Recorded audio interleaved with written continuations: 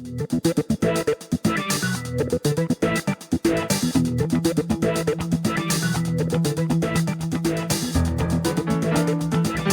are listening to the SDSU Football Podcast, presented by the East Village Times, with your hosts Andre Hagverdian and Paul Garrison. Welcome, listeners, to another episode of the SDSU Football Podcast. I am your host, Andre Hagverdian, and will be joined shortly by my co-host, Paul Garrison. This is episode number 56 of the SDSU Football Podcast, but episode 3 of 2023. And we've got another great episode for you with 2 interviews coming up. The interesting part of the dynamic between our 2 guests is one is at the end of his football journey and his football career at San Diego State, and the other one hasn't gotten there yet, and his journey may or may not include San Diego State. A really cool dynamic to explore both of these young men's journeys. One's obviously further along than the other, but it was a really good conversation with both, and I think you guys will enjoy it. So let's get right to it. Our first guest is linebacker Michael Shawcroft, who just completed his Aztec football career. The hometown hero from Helix High School battled through multiple injuries throughout his 4-year career, but still played 45 total games, earning all-conference honorable mention in 2021 and second team in 2022, in addition to multiple all-conference scholar athlete recognition. For his career, Shawcroft totaled 172 tackles, 23 and a half tackles for loss, 10 sacks, and 5 forced fumbles. We want to welcome back Michael Shawcroft to the podcast. How are you doing tonight, man? Doing good. How are you? We're doing good. We appreciate you coming back on.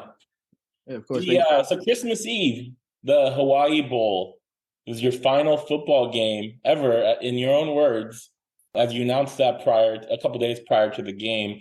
You know, knowing that it was going to be your final game, how was the lead up to that game in terms of preparing, both physically but also mentally and emotionally?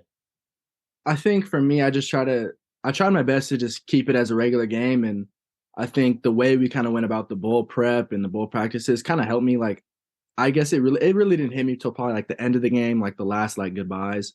But yeah, throughout like leading up to the game, it was a good job of just keeping it like it's still another. Like, from my mind, it was still another game, just a regular game, and then at the end of the game is when I kind of let it realize, like, set in that it was my last one. You had the option to return for one more season with the COVID exemption. You might have a chance, to enter the NFL draft process and pursue that. Why was this your final football game? So for me, I mean, I've had 4 surgeries since I've been here. I've had numerous just injuries throughout my career. This year against Boise, when I got hurt against Boise, I had a grade 2 MCL sprain, an ankle sprain, and a foot sprain, So luckily the bye week came at a perfect time because I really only missed 1 game. But like, people don't know, like, I barely practiced this year. So if you ever went out to our practice, I would practice a little bit Tuesday, Wednesday, then Monday and Thursday I was completely off. Throughout the entire off season, I would do 1 run a week. I was limited. I wouldn't squat. I wouldn't really do a lot of lower body. So for me, it was just a lot of it was realizing, like, is this something I want to keep doing? And like, if I were to take a step to the next level, obviously I'd have to restart from day one and I'd have to do everything all over again. Like, there is no, take a break here or there. Like, no, you have to prove yourself. And honestly, just thinking about it, trying to go through another training camp, like an NFL training camp, I just didn't think that was something that I really wanted to do, to put my body through. Like, when I'm done, I want to be able to play with my kids. I want to have fun in life. Like, I don't want to be stuck, in a chair for the rest of my life. So that was kind of ultimately my decision. And to not come back was more just like, I would basically just be delaying the inevitable of being done with football. So at this point, I was like, let me just get my degree. I know I'm not going to try out for the NFL, so let me just get my degree as early as I can and just kind of move on with life, see what's in store for me. So at what point in this year did you first start thinking about that this was going to be the inevitable result, would you say? I mean, it's definitely been, I had my first knee surgery at the end of my freshman year. And then at the beginning of so I broke one of my thumbs my freshman year. At the end of my freshman year, had my first knee surgery. 2020 was a good year. I still felt knee pain, but I kind of got through it. I was a little heavy at that point too, so I thought it was just my body weight. And then for my junior year, I got all my weight down. I was about to like 220. I was feeling good. And then 2 weeks before the first game, I break my other thumb. So then I played with the club in the first game, caught an interception. And on the interception, I got hit in my right knee again, tore it again. So then I came back against like Utah. My first game back was Utah that year. And then I had a club and a knee brace on. And I'm trying to play with one body part. And so for me, like getting through that last year, it was really close. Like after the end of my junior year, I was like, you know what, let me see how this next year goes. And the coaches did a great job of keeping my body healthy. Like I said, I was limited all throughout winter. Like they knew my strengths already. So it was just kind of like keep my function. I wasn't really going to progress in strength. They knew that in the offseason, but it was keep where I'm at and don't make my body worse. So they did a great job of managing that. But, I think throughout the beginning of the year, I kind of like, even going through fall camp, it was one of those things like I felt it, man. And I was like, this fall camp is hurting a lot more than a fall camp really should. And so the training staff kind of helped me out, put me on like a little daily medication that would help relieve the pain. And then, every game, I'm getting shot up 3 times a week just to be able to play the game to numb the pain. And that was just something I really didn't like putting in my body every single week. Like it didn't make me feel good. And then when Boise happened, it got to the point where it was like, if, like, I don't know if I really want to do this again, to have the risk of coming back just to get another injury, based off my track record, get hurt again and realize that I just did all this work for nothing and prolonged everything and I'm just hurt again, So kind of like, I think after like midway through the year is when I really was like, all right, like set in my mind, like it was always something lingering in my mind, but like that midway throughout the year, then like towards the end of the year, I was like, yeah, I just can't do it anymore. That's powerful, man.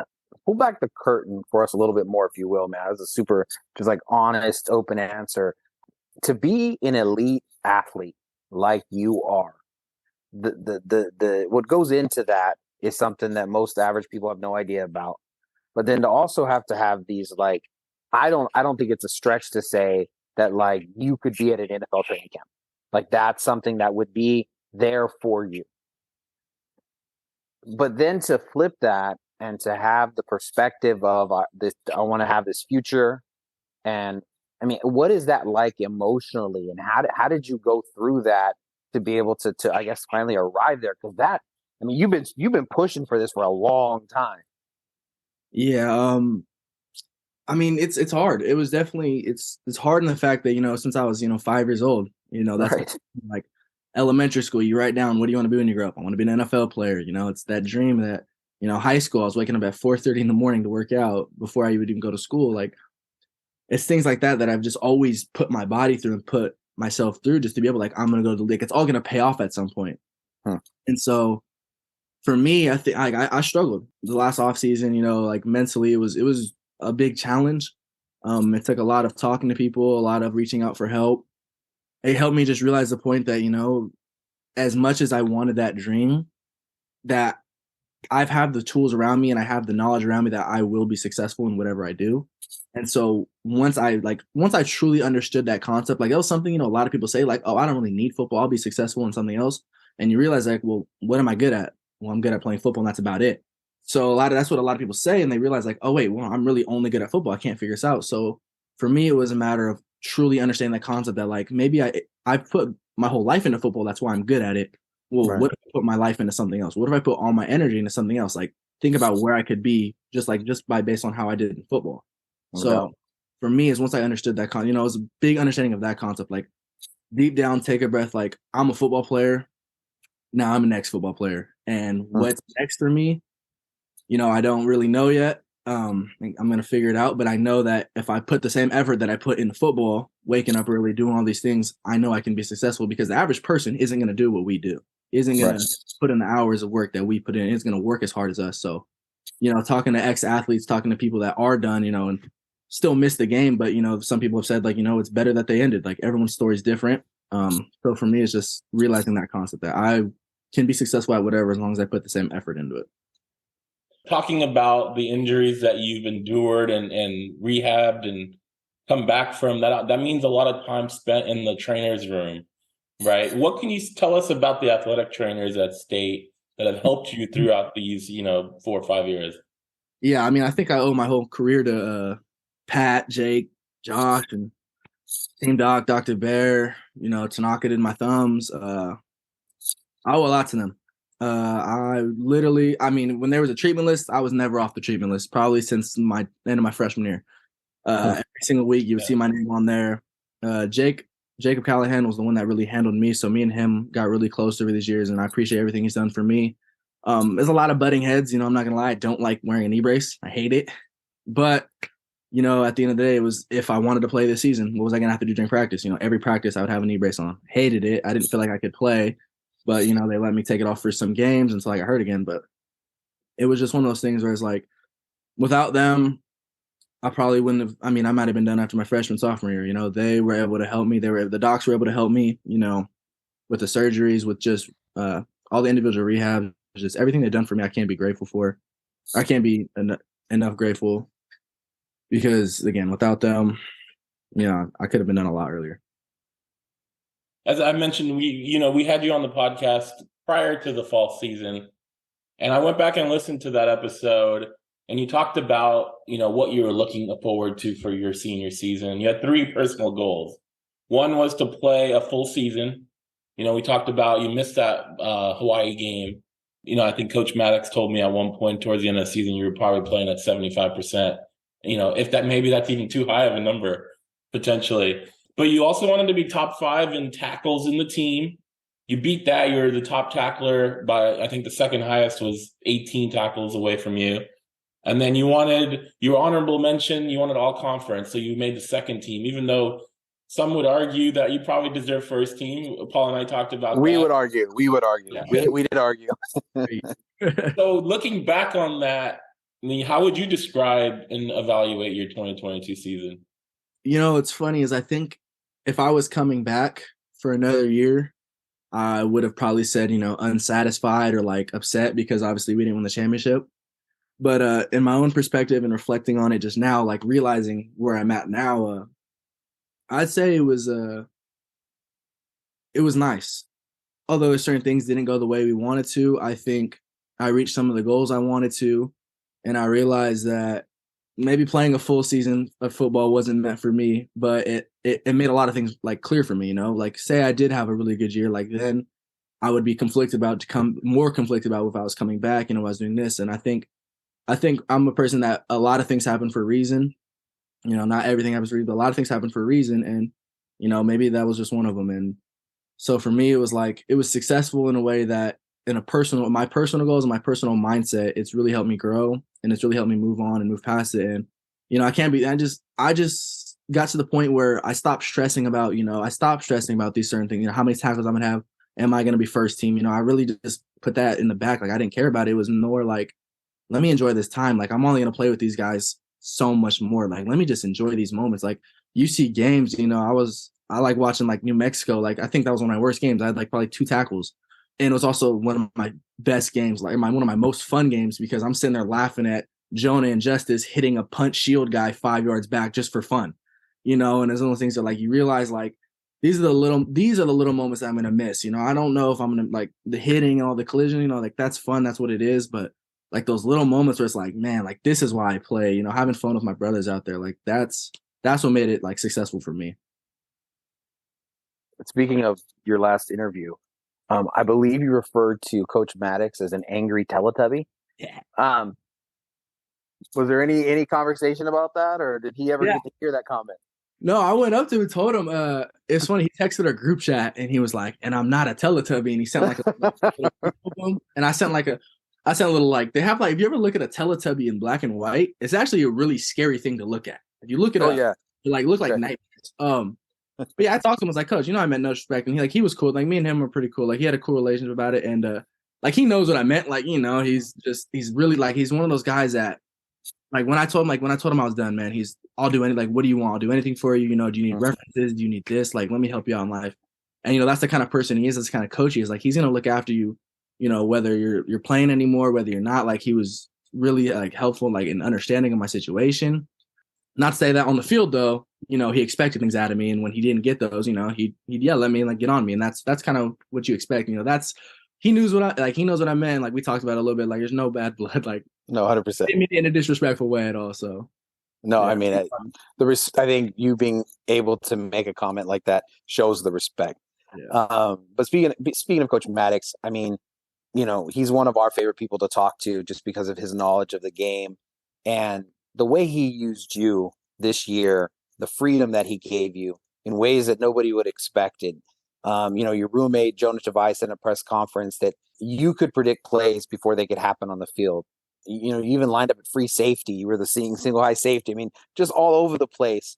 Do you relish that opportunity to be that dependent on, to have that much freedom, to have that much trust from your teammates and coach?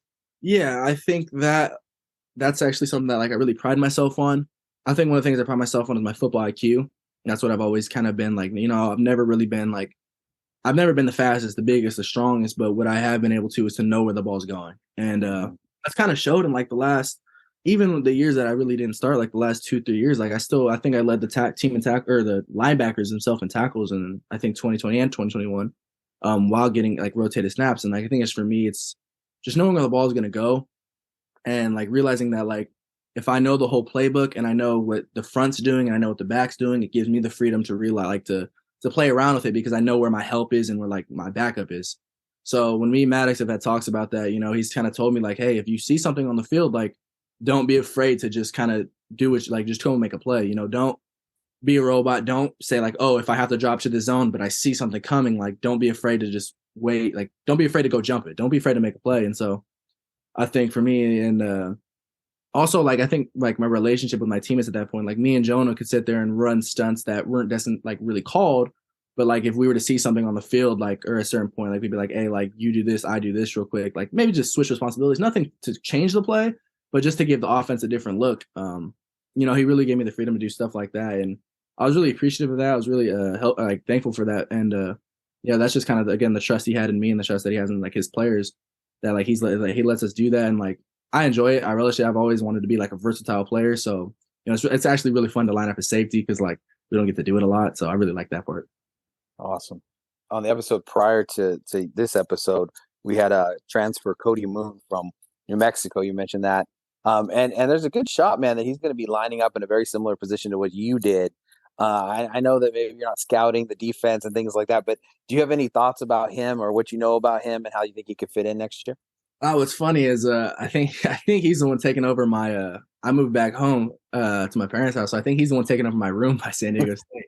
So a little bit about like just room stuff, but if he gets 46, man, I'm gonna be something else. that would be funny, man. I mean, too much. He wore 58, and there's nobody that wore 58 on the Aztecs last year, so I assume he's going to keep 58. I don't know how we do numbers. I'm gonna be honest. I was 46. I just kept it. But yeah, no, I think, and I mean, I just kind of remember seeing him play, and I'm pretty sure he led their team in tackles when he played us, and I think he would have 105 on the year, something like that. So yeah. Again, I think he's just somebody that's going to get to the ball, and we can always use that. So I think Coach Maddox will find the best fit for him, whether it's on the line, off the ball, wherever Coach Maddox will feel that he feels fit. He'll put him in the best position to be successful. And I know we have some returners that are going to have some really breakout years this year. So it'll be interesting to see for sure.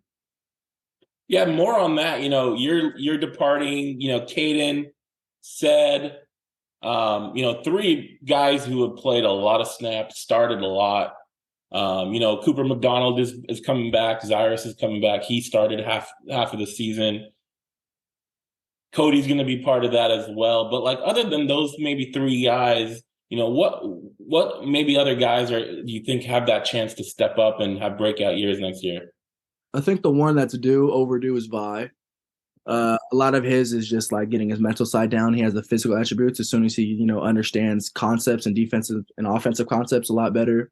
I think that's just where he struggles a little bit. And I think that's where Zyrus actually jumped him because Zyrus has the game of football down. He has a really high football IQ. I think DJ Herman, Brady Anderson will be two. They'll probably battle it out for the next rotational spot. I think they're both just physical people that just love to come downhill and hit. So again, a lot of the young guys, it's really up for grabs because a lot of them they have the physical gifts. They're, the weight room is not the issue. The speed is not the issue. It's getting down the defense, understanding, where the D-line are slanting to so which gap to fit right away. So, I think it'll come down to who has the better spring. That'll be interesting to look at. But I think for them, the two interiors will probably be like DJ and Brady to look at. You'll have Trey White and Daryl will be the Sams to look after depending on where Cooper plays if he comes off the ball, going to go down to Sam. It'll just be who the best three will play. That's all. That's Maddox's philosophy. So the best three will be on the field. The main talking point heading into the season was Snapdragon Stadium and the grand opening. Now that you've gone through a season as a hometown kid, what was it like playing Snapdragon Stadium in front of friends and family? It was nice. I only got to play Qualcomm my first year here, and I really didn't play. So having people that would come down and come to the stadium, and they'd text me after the game hey, good game, it was nice seeing you out there. And I was like, some people I was like, you're my cousin. I didn't even know who they were.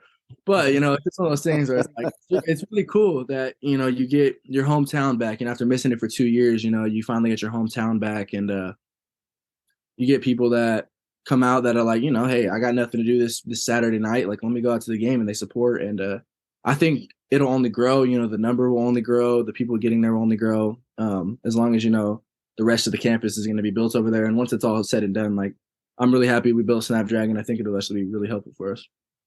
So now reflecting on your time, I don't know. We were kind of talking about this before the interview, man. But how do you, I guess, adjust to? This is the first time in a long time, right, that you're not already lifting, that you're not already getting your body ready to try to play. How has that transition been, even in just a short period?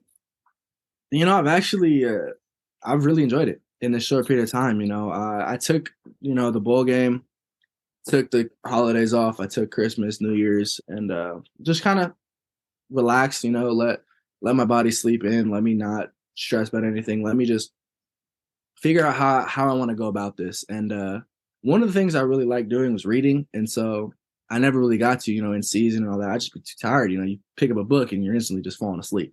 So now, we were talking about before, I wake up, I try to wake up around 6, 7 in the morning, go on a little morning walk, come back, just make breakfast, go actually get a lift in at at a gym. So 9, that's around 9. And then I come back and, I got some daily goals. And one of them is to at least read a chapter a day. So I just finished my last book on the flight. I finished my last book the beginning of January. So I just started my next one. And just little things like that I'm trying to train basically trying to train my mind more than my body now, because, football is all, your mind is really the sport or the plays, but everything else is body, get big, get strong, get fast, take care of your body. And a lot of it is leaving a mental side out of it. So now it's really taking care of my mind, making sure that I'm good where I'm at mentally, and then I'll just worry about the rest later. But you've always been a scholar, man. That's part of who you are. Are there any inclinations about where possibly, are you thinking about academics? You thinking about going and working in academia, being in that world? You thinking about advanced degrees? All of those things. What are you thinking about in terms of keeping that mind sharp? Because I appreciate the humility of saying it's about your body, but you're the poster child of a student athlete, right? That's always been you. Yeah, I think. I'm getting my degree in kinesiology. I expect to graduate in May. But man, I'm gonna be honest. I think I'm one of those people that's good at school, but I just don't like it. I think I just kind of go with memory, because I realize school is a lot of memorization.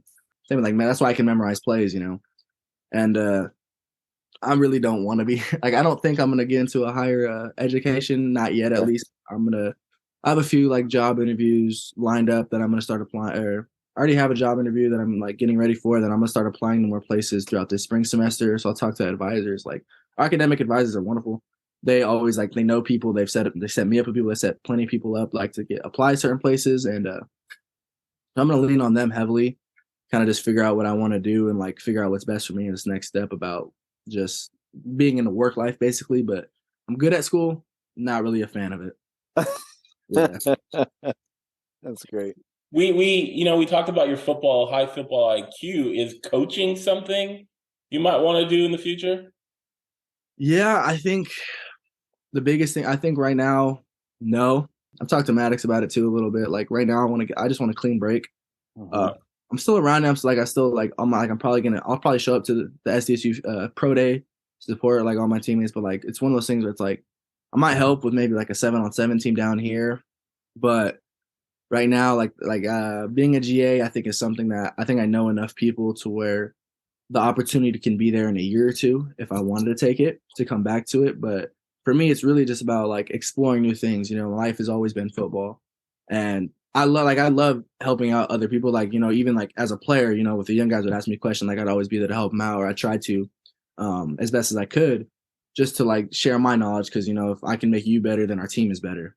And so that's still something that like I really like. I enjoy doing. Like I enjoy watching people get better. Like, and especially if I'm helpful in that process. But I think for me right now, it's take a break from football. Let's see where our life is where my life is gonna go without it. And then, if I figure everything out, I'm like, man, I really miss it. Like, I want to be a GA. Let me get in this like career, make a few phone calls and see what I can do. To put you on the spot, do you have one favorite moment or memory from your San Diego State career that you think of and go, that was it, or is it a collection of things? Well, aside from interviews with Andre and I mean, for sure. I think if I would say any of them, it would all be from this year. Like I said, this last year was really when I kind of let myself just be and have fun. And I honestly like, there's nothing that like that really pops in my head except for like, again, like New Mexico. Like I said, it was one of my most fun games of playing because I think for the most part they ran. So I think that was one of Jonah's worst games too. And I don't know if you guys knew, me and Jonah are roommates. Like we got really close, and so we would always just sit around and like mess around, like just basically have fun on the football field. And I think it was middle of the second quarter. They finally ran to his side and he made a tackle. And like no disrespect to New Mexico, but like there just wasn't a lot of people there, so it was pretty quiet. And like he just screamed that he was like screaming, laughing, that he was so happy that he just got his first tackle of the game. And I'm like, this is the PFF All-American. Like this is probably one of the best players I've ever been around. If he was any taller than 6 foot, he probably would not have been at San Diego State. He'd have been anywhere else. And it's like, dude, it's like you're too big, you're too good to be getting really this happy about one tackle. It was just fun. We started sitting there, and then Justice coming over to that in that game. I think Jonah was trying to get double-digit sacks still. That's when he didn't have him yet, because he got it in the bowl game, so he still hadn't gotten it. And then Justice comes in and he gets that, like, they put him in on 4th down at the end of the game, and he comes in and gets that tackle for loss, and you just see Jonah shove him right after that. And I was like, dude, why did you throw him so hard? And he's just like, I was mad he got a tackle. Like, it's just little things like that, like, because Justice was our roommate too. Like, just little things like that, seeing, like, just being around people, like, little moments like that is just, like, hilarious. Like, another one, Air Force, my sack against Air Force, when I come off, I get up, and I don't think Justice realizes how strong he is. It slaps me in the head, and, like, he hit me hard. I was like, dude. He's like, oh, my bad. I didn't mean to do that. I'm sitting there laughing. Like, they're running, like, hurry up. I got to get back to the huddle, but I'm laughing in the middle of the play because he just smacked me in the head, and I'm just like, and yeah, everything I'm going to remember, like, I'm going to remember those little moments more than any tackle or any play that I've ever made. Jesse Matthews was asked at a press conference towards the end of the year to describe you off the field. He called you a goofball. Is that an accurate assessment? And why would goofball be the right? Yeah, I think so. I think I have. I think I just, like I said, I'm pretty close with a lot of, like, everybody on the team. Like, I've never really had an issue with anybody, and so I like to mess around, especially this year, just being in a limited practice setting. Like, I get kind of bored sometimes, so I would just kind of mess around. Jesse's one of those people that I've known from before we got to state, but we really got close once I got to state because our lockers right next to each other, and we go to the same gym in the off season. So, I like to lighten the mood as best as I can. Sometimes I know what it's like to have a bad day, and I know I can see when other people have a bad day because, they go to their locker and it's just like, you can tell, And I think it's one of those things where it's like, man, when I got to the point where, like, I realized that I can't let a certain day or a certain, way of practice affect my mood. I've seen other people do it, and I can see that, like, it tears them down. Like, they have a bad practice and it's rough on them. Huh. And I just, I'm going to try to lighten the mood the best I can. Some people, you got to realize, like, all right, you're someone that, like, they like to be alone, but some people, they just need a little quick distraction real quick, get a smile on their face, call it a day, So that's kind of what I like to do and just mess around as practice, because everybody takes practice so seriously, and, I like to have fun. So what you're saying is that you have not only a good football IQ, you have good emotional IQ as well. I didn't always. That was the thing. So No, that's a beautiful thing you said, man. That is a gift what you just described. Most people can't see that in other people. I wanted to ask you a little bit about just, as a San Diegan and like the level of football played in this city, right? Correct me if I'm wrong, but in my mind, when you were in high school, it was always a fight for respect. And over the last, from like comparing to like LA schools and things like that, that respect has been grasped over the last, since your time at San Diego State, winning multiple state titles, etc. Just what have you seen from the football community, from the high school community, and all those kind of things? I mean, San Diego's they've always had people that can make it anywhere, I think what sucks is being at San Diego State is a lot of people see it as a group of five, like, oh, so someone that, the kids that are down here that get the Power Five offers, you got to choose a school that's best for you. And like, I respect their decision. Obviously, they want to go out, they want to go places and make a name for themselves somewhere else. Like, that's great. But, I think the overall recruitment, you've seen kids out here that are getting offers from like schools that you really wouldn't see before. Like, I think there's a kid committed to Kansas at Mater Dei. There's Georgia. Yeah, you got Georgia's coming out here, and it's like you would use like your top players in San Diego would usually get like the UCLA's, the USC, the West Coast schools, and now you got some of these teams, the power programs coming from on the East Coast coming over to San Diego. I think that's something that really speaks to the volume of how it's growing. I think it'll only continue to grow, as long as people just, you don't have this, like, I know people are going to go to the schools where they want to go to, but if you just stay in San Diego and grow where you're at, like, I think what Lincoln's doing is great. Being a Southeast school that's going out and being, De La Salle, first team to ever do that. Yeah. So just like things like that you just probably wouldn't have, like, if you were to say that 10 years ago, 5 years ago, no, they wouldn't. Like, they're not going to do that. But, look what's happening, look what's changing. And I think it's really exciting to see, and it's really exciting to see where it's going to go after this, just, you see, I mean, there's kids that, I've seen like 8th graders that are just freak athletes right now, freshmen in high school that just look crazy. There's one at Helix right now that runs like a 10.6 as a freshman in high school. And it's like, yeah, they got a kid. They got some freaks. They got some kids that can just flat out, like, they're just people. I just think people. Freshmen?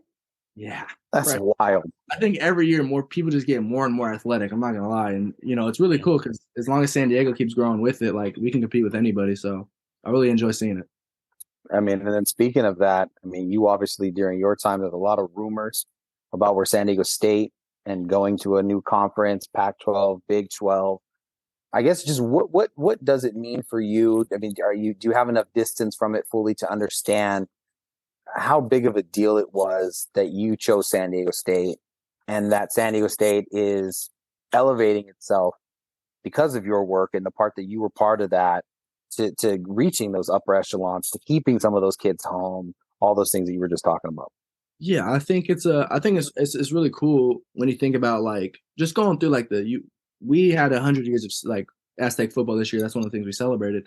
And so you look at like the past teams and they're like, oh, like they show you like highlights of certain plays and this and that, and you realize like, dang, like I'm gonna be on one of these at one point. They're gonna get to the 101st team, and I'm not gonna be there, and they might show it, or the 102nd. Like, they're gonna go through years and like get to decades, and some of those things was like, oh, one of my highlights might be on there, and so it's kind of one of the things you look back and like, that's cool. Like, I really like that, and I think I should be when we go to a higher conference, that'll be really like just like encouraging, that like. I know, and San Diego State knows, that we can compete with anybody as long as we play our best football. A lot of times we didn't, but if we're our best self, we can compete with anybody.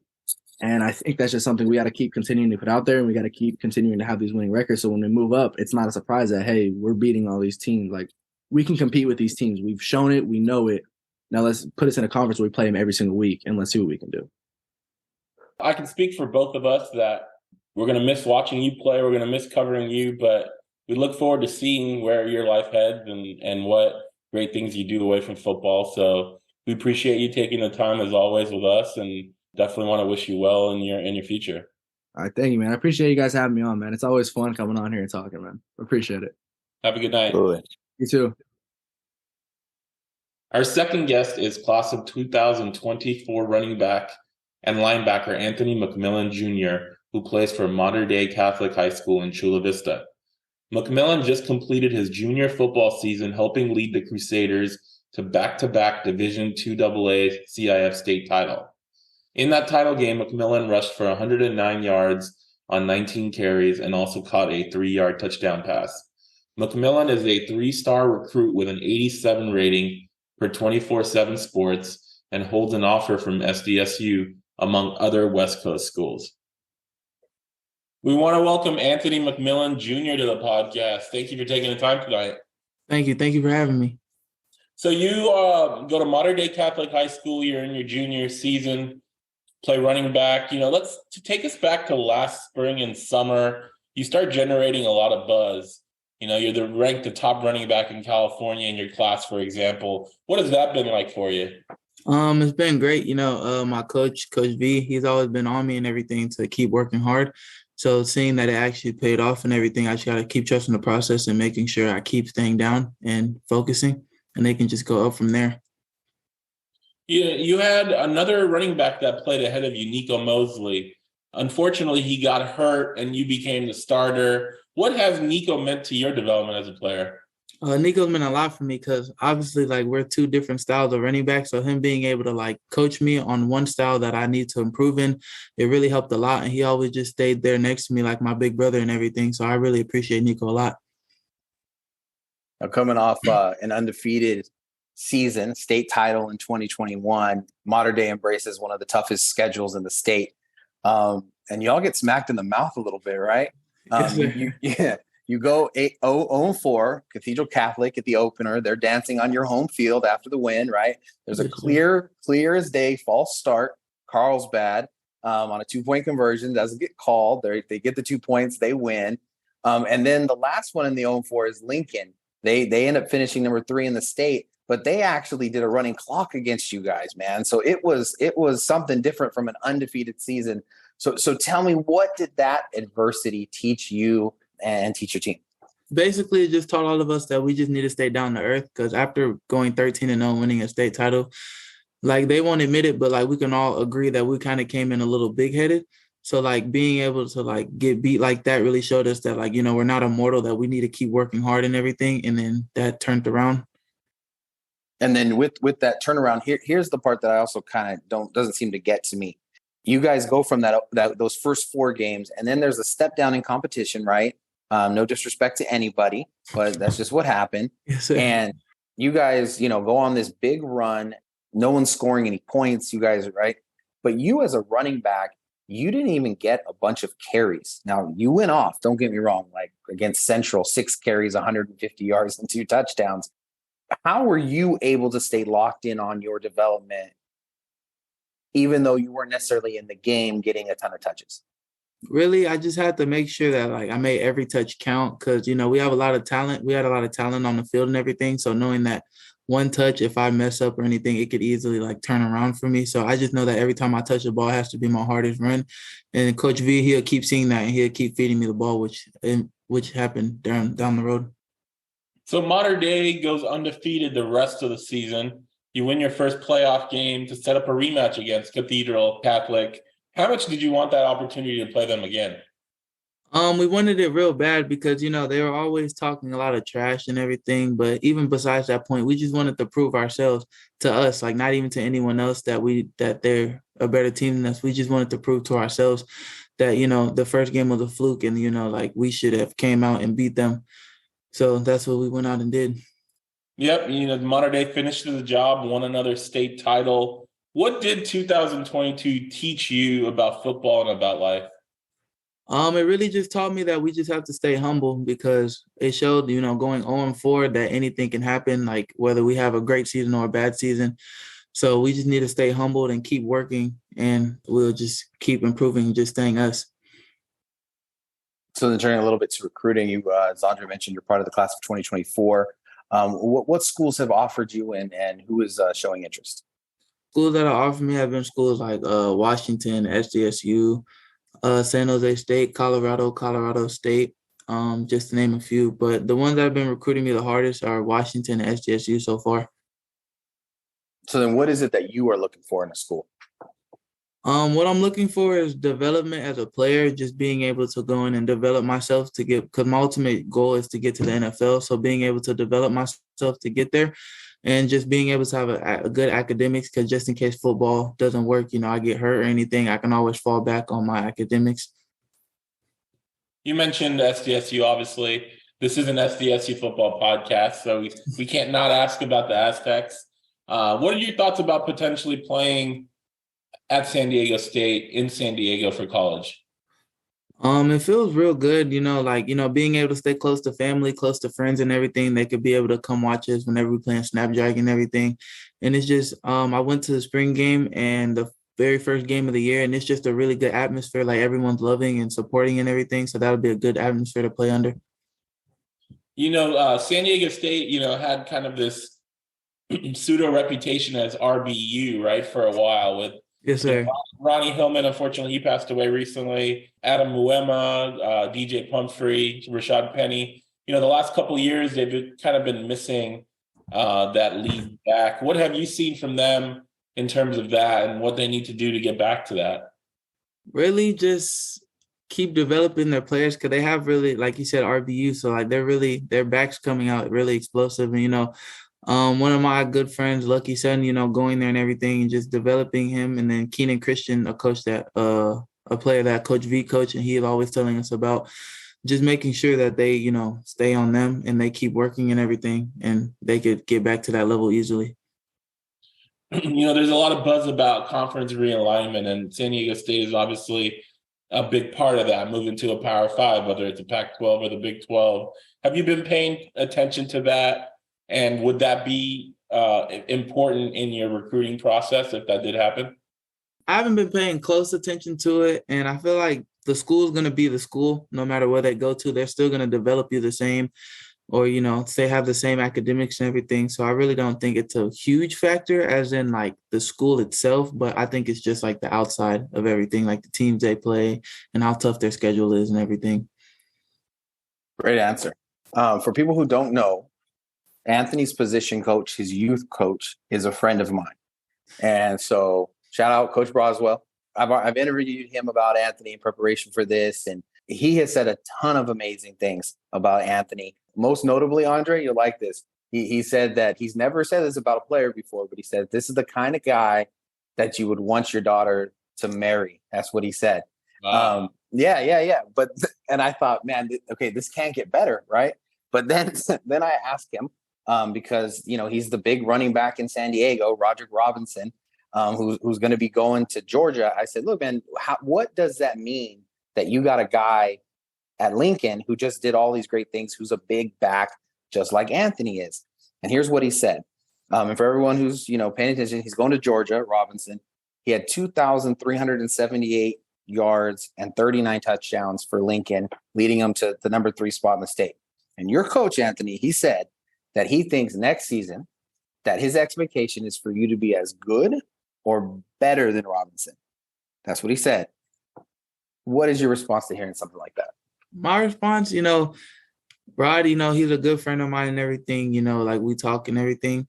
I hold myself to the same expectation, because seeing that, like we're very similar in like our size and everything, that, that it is possible, because, a lot of people like smaller backs being able to get through the holes better and everything. So I just feel like if I keep working, I could potentially match his season or even have a better season than that. Coach Broswell's going to love hearing that. To do that, what are you focused on heading into, your senior season in 2023? I'm really focused on working on my speed and agility, because I feel like my power is always going to be there with me lifting weights and everything, but me being able to make a better move in open field and being able to accelerate and get away from defenders would be a good part. You mentioned your recruiting process at San Diego State. Who is your main recruiter? Who is the person you're talking to the most when it comes to San Diego State? Coach Maddox. Do you play defense as well, or are you strictly running back? I play both ways, yes, sir. I play linebacker as well. I had started both ways this season. So does that mean that they're looking at you potentially as a linebacker as well, or more as a running back? They're looking at me more as a linebacker. Is that something that you prefer, or is that something a lot of coaches say we'd rather see you here? You're going to go with what the coaches are looking at? I'm always go with the coaches say because like I like playing defense as well too. So like whether they want me running the ball or on defensive side, I enjoy playing football in general. So being able to like just play football and whatever side I'm on, I enjoy both of them. So I'm always just gonna go with the coach said, whether it's running back or linebacker. I'm sure Coach Maddox would love to hear that. When we have either commits or potential recruits for San Diego State on the podcast, just as a way to get the fans kind of to get to know you a little bit better, we have some fun, rapid fire questions. You ready for those? Yes, sir. What's your favorite food? Sushi. Okay. Any particular type of roll? California roll. Yeah, I love it. He's a purist. What's your favorite movie or TV show? My favorite movie would be Fast and Furious, like the whole series. I can't pick one, but the whole series. How many are there now? Are there like 9 or 10 of them? 9. Yeah. What about favorite musical artist or group? I really don't have one. I listen to a lot of different people. So like I really can't single in on one, but I have a wide like music taste, so I'll listen to a lot of people. Any particular genre or all across the board? I'll probably lean towards more rap and hip hop, but I do listen to like the R&B stuff too. So, what about favorite professional athlete? Favorite professional? That's a good question. There's 2 that automatically comes to my mind. I really like Najee Harris. It's just like the way he plays. He's really explosive, and he's like a bigger back himself. So seeing that he can do that and everything. And also, well, does he have to be playing currently or like? No. No rules. Oh, and I like Bo Jackson's play style too. Like him being, like at Auburn, for example, like he's a big back himself. So him being able to move that fast and be that quick and everything, it just shows like it can really like happen. Fun fact, I was at the game before Bo Jackson injured his hip with the Raiders. I was at the home game before that game in Really? LA. Yeah. So I saw the last home game he played in with the Raiders. That wasn't the one he got injured in. So it was my first football game. It was 1990. Yes, sir. I was like, don't date yourself, bro. Come on. What about favorite hobby? When you're not playing football, what do you like to do? I enjoy hanging out with friends and family, and then just playing the game. Also, when I'm like not working out and everything. And then, what's your favorite subject in school or area of study? I'm gonna either have to go math or chemistry. Math or chemistry. What do you like about math and chemistry? Chemistry, it's a lot of labs, so we do like a lot of stuff for chemical reactions. So that stuff's cool. And then math, ever since I was little, I've just been really good with numbers. So I just feel like it comes natural to me. So I've always just liked math, like with graphs and everything. Gotcha. Awesome, man. Well done, dude. Great interview. Thank you. That's your rapid fire questions. We want to appreciate you taking the time to chat with us tonight.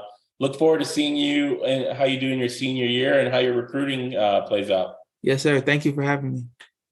All right. Have a good night. You too.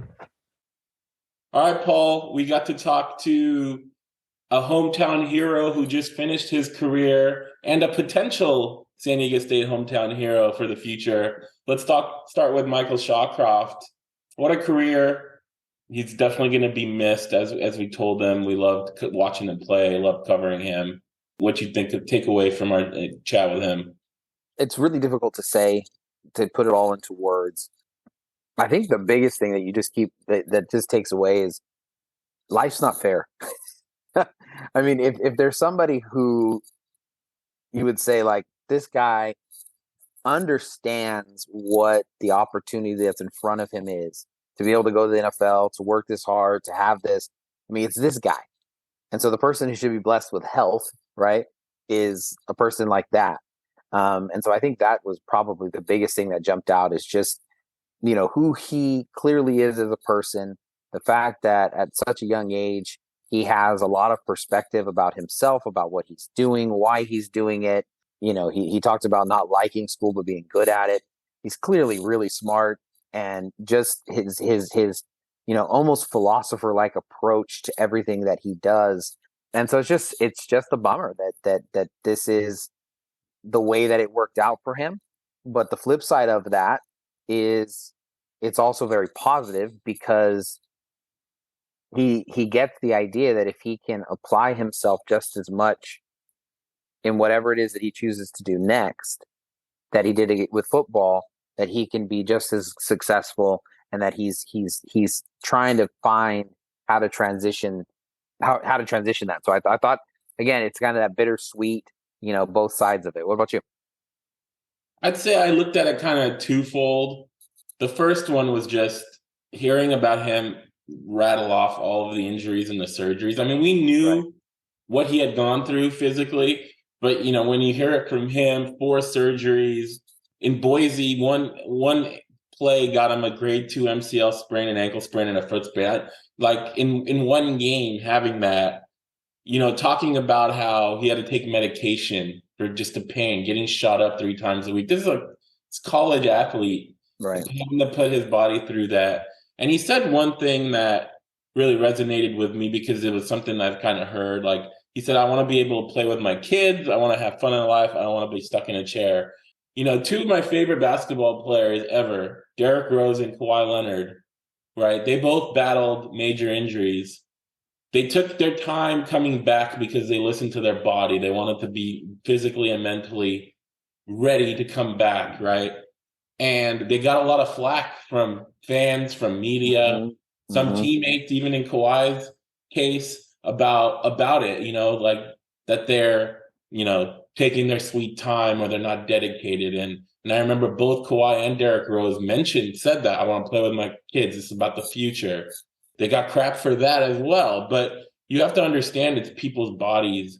Just because they want that future and they want that life 10 years from now doesn't mean that they're not dedicated. I mean, just the stuff that Michael went through proved how dedicated he was, and some of the other players. So that resonated with me because I've heard that before, and that makes so much sense. And I think sometimes to humanize athletes, especially athletes that have suffered injuries, multiple injuries, and have still come back, I think that was the other part was he was at peace with what point he was at. Obviously there's a part of him that's always going to be like, what if, NFL, things like that. But especially when he talked about how mid-season he kind of knew that this was it, and he made sure to have fun with his teammates on the field, joking around with Jonah and Justice and just taking all in other players, younger players who were kicking themselves over maybe a bad practice, and he was trying to uplift them. Things like that just shows me that he understands it, he gets it, he's at peace with it, and he's ready for what's next. We're ready to see what he does next. Whether that's, who knows, coaching, whether that's completely outside of football and going into a different avenue with some sort of, he's a kinesiology major, so maybe he goes into, mental health and physical training and things like that on that side. So whatever he does, we know he'll excel in. Yeah, without question. And just, kind of echoing some of the stuff that you just said. I mean, I think our work in covering San Diego State has always been to bring about a lot of that human element, with Michael, obviously having him on the podcast last year, then having his mom on the podcast, and then being able to kind of see that this many months later. I think it does offer that insight that these are human beings that have much bigger things than just whether or not they're excelling on the field. But then I think, you also see his, as you say, potential career path, potential just like for what he's going to do in the future, because he really gave, tremendous praise to the athletic trainers at San Diego State and their willingness and their ability to be able to get him to go out and play, and that he doesn't think it would have been possible without their expertise. Yeah. Now flip that around, right? Because he obviously also showed, as you mentioned right a second ago, with referencing how these younger teammates and everyone's taking it so serious, and he knows how to be that goofball, like Jesse Matthews said, and put those two together. The empathy to be able to read people and sense them and know when to put the right thing, but then also seeing and being the recipient of world-class expert care by the athletic staff, and being able to put that together to be able to help other people. down the road. And I think you can really see that. And then, the last idea for me is, it's not appreciated enough, I don't think, how extraordinary it is that these young men go through what they go through to be able to play. I don't know if it's the world of social media and all the videos saying you got to want it more than everyone else, that we just take this like next level otherworldly work ethic as just what you're supposed to do if you want it hard enough, and we just dismiss it as if it's not incredible. It is incredible. And as you said, for him to go through all of those injuries, and then for him to find the right practice routine, for him to be able to do the mental reps, because he's always been really good at San Diego State, but his game this year was at a different level than even his high standards of years past. And so to be able to face everything that he faced, it was the surgeries that he had at Boise, thoughts that he could have been out a month, and he missed one game because of the bye week. He's like, I'm sure God that came as a good time. Yeah, and the fact that you somehow willed your way back 2 weeks before anyone thought it would be possible. It's just it's amazing. It's absolutely amazing, and I think it gives a window into what every person on that roster is doing, and what a young guy like Anthony McMillian is beginning his journey and going down that road as well. Yeah, let's talk about Anthony. He's a class of 2024 guy, so he's finished his junior year and going to be a senior in the fall, so he's got some time. He mentioned San Diego State is one of the two teams he referenced as hot on his trail. But as we know, a lot will happen from now until the fall. A lot of teams will come into play. Some teams will cool. Some teams will. I thought it was fascinating when he was talking about, he also plays linebacker, and how, San Diego State and Coach Maddox are looking at him to play linebacker. We know Coach Maddox is a defense guy. We know he's a linebacker as a coach, but he's this great running back too. It kind of reminds me of when we were talking to Max Garrison and about how he was this great running back, but he's also a great safety, but his accolades are all on the running back side, and that's going to be fascinating to see how that plays out. If other teams are also looking at him as linebacker, or if some teams are offering him as a running back, we'll play out. But I'm curious to see how. Yeah, I thought that was very, very interesting. And then it will be interesting to see going forward. It's my non-professional expert opinion that he is a better running back at this point in what he does. I think just going and looking at like prototypes of people, right? Yeah. His size is exceptional at the running back position, and it's kind of out of place at the linebacker position. It is really interesting because he obviously is a great athlete. The fact that he can go both ways, going back to some of the stuff that we talked about with Coach Deacon, special team coordinator at State, that the more they're on the field, the more their coaches trust them. I think that it's fascinating. Just again, it's we were supposed to talk to him, and he pushed it back 2 hours because he was going to a workout. That's just so common from these young men who have this drive and this work ethic to be able to go after and to see what it is that they want. As much as it's the other thing I think is interesting is, as much as he's saying, well, he has a lot of time with these 2023 guys signing. The 2024 guys are kind of on the clock. There's obviously one more signing day coming up, but it's an interesting part of it because this is really now, for a person like McMillian, this is a time for him to be able to go and do what he did. I think the other real big part of the story that I wanted to get out, because again, it happens in such, unless you're part of like the modern day community and maybe some of the bigger, a little bit more of those branches in the San Diego football community, that whole thing of them going 0-4 after going 13-0, not winning before that for a few years, and then winning 11 in a row, going back-to-back state titles. That San Diego as a county had 3 in 2021. They had 4 this year, and it's the best. Those two, it's the best, that they've done. And like you would just miss the fact that these young men were able to do that. And I think it's pretty special just to listen to them, about we did get a little bit too big headed. We were thinking that we were like really, really, this was about us and we were really great and stuff like that. And he's like, no, we have to be who we are. We have to get back to always being, and then just thinking about, wherever he ends up going, whatever he ends up doing, how that's going to serve him for like the rest of his life. A friend of mine is his coach, as I mentioned.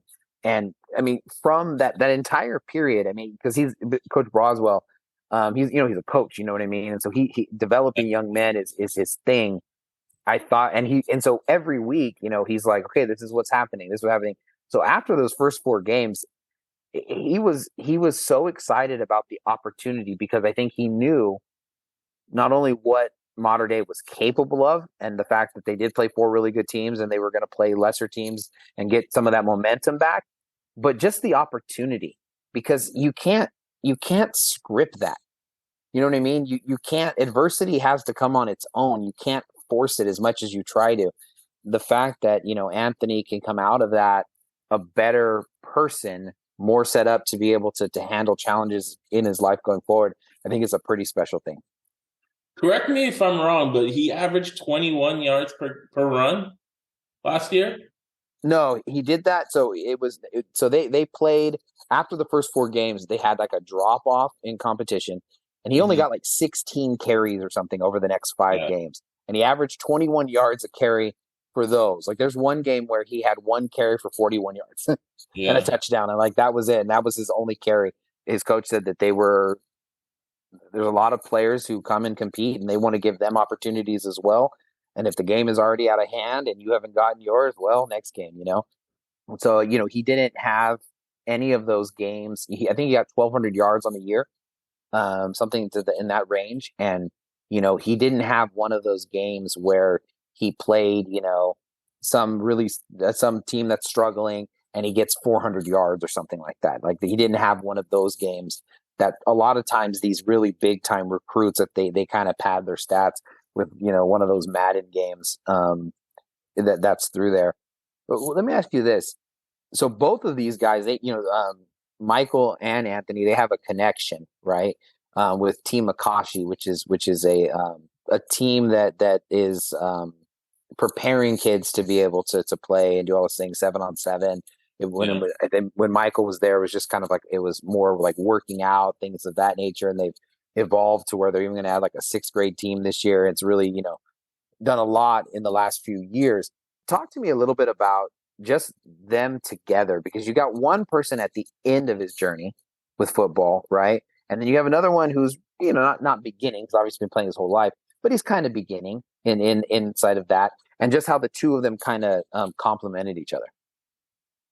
Well, I think a lot of that goes. We asked Michael about that, and he talked about how people feel like they need to go to a Pac-12 or a Power 5 school to be recognized or to live their dreams. But, Michael didn't have to do that, and he went to San Diego State, and he became all-conference player, did what he wanted to do. I mean, as we talked about, he had NFL staring at him, health permitting. He's not making a decision to stop football because he wasn't good enough. It was because his body told him that it was probably enough. And I think he's an example for Anthony and other San Diego high schoolers to look at and say, that's the kind of career that I want in terms of production on the field. So, yeah, I mean, I think Michael can go back to the high schools and in the community and talk about his time at San Diego State. And it could resonate with some people. It might, there's some people that are going to say, I want to go to the Oregons or the USCs or the UCLAs because those names are still bigger. But pretty soon, knock on wood, they're all going to be in the same conference or same Power 5. So that argument's not going to be there anymore. It's not going to apply, right? There's lessons to be learned and examples, and Michael Shawcroft is one of the best examples among others. Jesse Matthews is another example, a hometown kid. Last year, San Diego State had 3 All-Americans, all from San Diego County. Like that in itself is should be a big recruiting element. when you're looking at San Diego kids? Everyone's got to make a decision that's best for themselves and that's best for their family. And it's you can only kind of put your own values and your own thoughts and your own whatever. But I'm a family guy. That's just me. If you're not my family and you're my friend, you become my family. I mean, that's just who I am. I just think the opportunity, everyone, when they think about, I think, dreams about like what the next level is going to bring. And, it's always smooth sailing. Michael talked about it. Like he's never, in other interviews, he never was injured before coming to San Diego State. I just wonder how much being able to be close to his family when he went through that adversity and just them as a resource, like a physical, actual, tangible thing. I think that's also a pretty like poignant message as well is coronavirus. We all just went through coronavirus. I mean, there's just so much that's there, and just the value of family and the value of that support network, being able on a bad day to be able to just go home and be normal for a few moments. I think that's very valuable. That said, other people either don't have that support structure, and so it just doesn't make sense for them, or people need it too much and they feel like that they need that distance in order to not have the distraction, not have the thing to be able to push it. So at the end of the day, whatever decision a kid makes where they work really hard and they're able to go and pursue something, I think it is pretty significant. But I agree with your last kind of comment about the potential for Big 12, Pac-12. And it's really seemed like it's moved from being an if to a win. And that word's been used a whole bunch. And obviously, we've, in all these conversations, it's on all of these kids' minds and in the class of 2023. But I think you're seeing a little bit more public, bolder statements from San Diego State, Coach Hoke, JD Wicker. And it could come at a perfect time. So a person like Anthony McMillian can make the full decision about where he's going to be playing conference-wise before he has to make that decision. Yeah, as you said, it was kind of nice having these two guys on the same episode because it kind of showed someone at the end of San Diego State and maybe someone at the beginning. And we'll obviously have a close eye on Anthony's over the recruiting process and senior season. And hey, we may bring him back on the podcast this time next year to talk about his signing of San Diego State. So we'll see how things go. Yeah, either way. All right, that's going to do it for us. Thank you guys for listening as always. Make sure to like, subscribe, follow, share, and we'll talk to you guys next time.